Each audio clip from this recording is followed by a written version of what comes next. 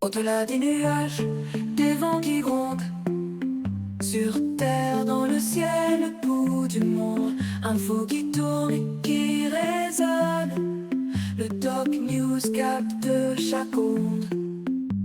Les nuages dansent le bas. Salut à toutes et à tous, c'est le Doc News pour de la news, j'espère que vous allez bien. On est parti pour une nouvelle news. Et ben là, le ministre de l'Agriculture ment aux agriculteurs. Non, le lubrifuraline qui sert au désherbage des endives n'a aucune substance efficace. Son interdiction imposée par l'UE est une véritable catastrophe pour nos producteurs. L'écologie punitive à Bruxelles détruit nos agricultures. Ah, ah. Et ouais, pas que. Pas que. Autant vous dire, ça va être beau les prochaines manifs. N'hésitez pas à donner votre avis dans les commentaires au passage. Pour vous répondre, la parole est à M. Benjamin Haddad, ministre délégué chargé de l'Europe. Merci Monsieur le Président, Madame la sénatrice Lermite. La demande de renouvellement de l'approbation européenne de la benfluraline a fait l'objet d'une évaluation scientifique par l'Autorité européenne de sécurité des aliments, dont les conclusions en 2019 ont indiqué que la substance ne répondait pas aux critères d'approbation de la réglementation actuelle. Ainsi, la France a mandaté l'EFSA pour évaluer l'effet de diverses méthodes d'atténuation des risques qui permettraient de maintenir l'approbation. Cette dernière a confirmé en 2022 ses conclusions et a conduit la Commission européenne à ne pas renouveler l'approbation de la benfluraline. À la demande de la France, le délai de grâce maximal pour la distribution et l'utilisation des stocks de produits a été porté à 15 mois.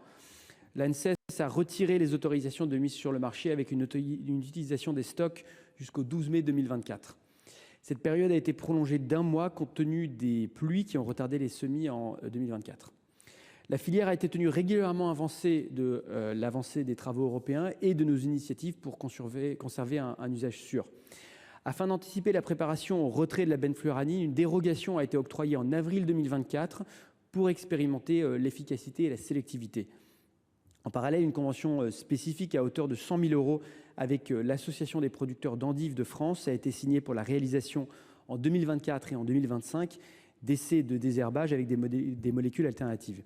Les résultats obtenus en 2024 avec plusieurs produits montrent que la benfluraline est substituable dans des conditions techniques acceptables. En 2025, il pourra être envisagé de reconduire les dérogations octroyées en 2024. Pour les perspectives moins immédiates, le désherbage des chicorées a été recensé parmi les usages prioritaires du plan de souveraineté alimentaire pour les fruits et légumes. L'APEF a en outre déposé une lettre d'intention pour conduire un projet dans le cadre du PARSADA. Merci beaucoup. Merci, Monsieur le ministre. Yo, mais Pango, bon, je vais répondre à plus de questions là parce qu'on m'a beaucoup demandé si j'allais aller sur les manifestations, si j'allais. Donc là, j'ai voulu essayer avec une vidéo d'un agriculteur que j'ai trouvé aussi qui parle des. Pourquoi ne faut pas foutre trop de bordel dans les magasins et tout. Et c'est vrai que ses propos sont très bien aussi. Et tout commentaire aussi qu'en ce moment je suis en train de nettoyer en disant que les agriculteurs machin font du chaos et tout. Non, non, non, non, non. Ça peut arriver qu'ils glissent un peu, mais à un moment, faut arrêter. Hein. Et les gens sont carrément un peu. Voilà quoi. Mais bon, chacun son avis, hein, j'ai envie de dire. C'est même dans l'espace commentaire, vous avez le droit de donner votre avis. Je vous laisse avec la vidéo qui dure 3 minutes. Yo, mais Pango, bon, je vais répondre à plusieurs questions là parce qu'on m'a beaucoup demandé si j'allais aller sur les manifestations, si j'allais ci, si j'allais là. Je commence à voir des choses déjà, moi, qui me plaisent pas personnellement. Quand je vois qu'on rentre dans des magasins, qu'on va casser la nourriture étrangère et tout machin, je pense qu'il y a d'autres problèmes à régler avant ce problème-là. Moi, déjà, en tant qu'agriculteur, j'aimerais déjà savoir pourquoi je paye autant d'MSA. Voilà, où elle va ma MSA? Elle sert à quoi? Pourquoi? On prend 60% de mes revenus. Pourquoi? Pourquoi? J'aimerais savoir aussi pourquoi les tracteurs que j'achetais avant 70 000, aujourd'hui on les vend 140 000. Aujourd'hui, acheter un tracteur, c'est 1 000 € le cheval. Le lait, il n'a pas fait x10. Les céréales, ils n'ont pas fait x10. Et j'aimerais aussi qu'on me dise pourquoi l'aliment du bétail que j'achète, il a pris 20, 30, 40, 50, 70%, 80% et qu'il baisse que de 3%. Et que moi, on m'achète mon blé 50% moins cher que l'année dernière. Moi, c'est ça comme je veux comme réponse. C'est ça que je veux. C'est ça que je veux comme équitabilité. Moi, qu'il y ait des produits espagnols dans les grandes surfaces, qu'il y ait des produits autrichiens, polonais, machin et tout, je m'en branle. Si demain, on me donne les mêmes outils de production, si on me donne les mêmes normes, les mêmes contraintes et tout, je serai compétitif. je serai compétitif avec eux. Voilà. Aujourd'hui, je me mets à la place du client, du monsieur tout le monde, de moi-même. Aujourd'hui, je n'ai pas les moyens d'aller mettre 40, 50 euros dans un produit que je peux trouver à 5 ou 10 ou 15 euros. On en est là aujourd'hui. Moi, je comprends l'acheteur qui aujourd'hui aimerait bien manger un bon steak de bœuf, une bonne bouteille de rouge française, un bon fromage français, mais qui n'en a pas les moyens. Parce que non seulement nous, on est surtaxé et tout, mais le consommateur est surtaxé.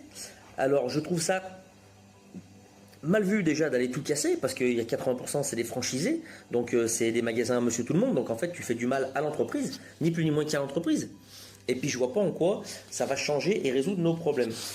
Moi je pense qu'il y a d'autres problèmes à gérer avant ça.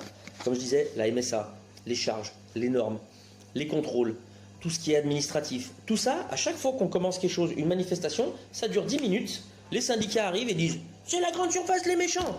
Et les gens, ils partent comme ça. « Ouais, on est cassé du Leclerc !» Nul. Pour ma part, je trouve ça nul. Donc, encore une fois, ça reste que mon avis personnel. Mais je ne sais pas si je retournerai sur les blocages. Franchement, je ne sais pas si j'irai. Sauf si c'est vraiment des valeurs que je vais aller défendre. Mais là, pour l'instant, si c'est pour faire ça, je n'irai pas. Donc, je suis désolé. Peut-être que je vais perdre des abonnés. Peut-être que je ne vais pas me faire des copains. Mais moi, je dis toujours ce que je pense. Et moi, je pense qu'il y a d'autres problèmes à régler avant d'aller casser dans les grandes surfaces, parce qu'il y a des gens qui n'ont pas bouffé et il y a des gens qui n'ont pas les moyens de se payer à manger. Et ce qu'il faut bien se dire, c'est que ces produits à bas prix servent aussi à faire vivre nos citoyens.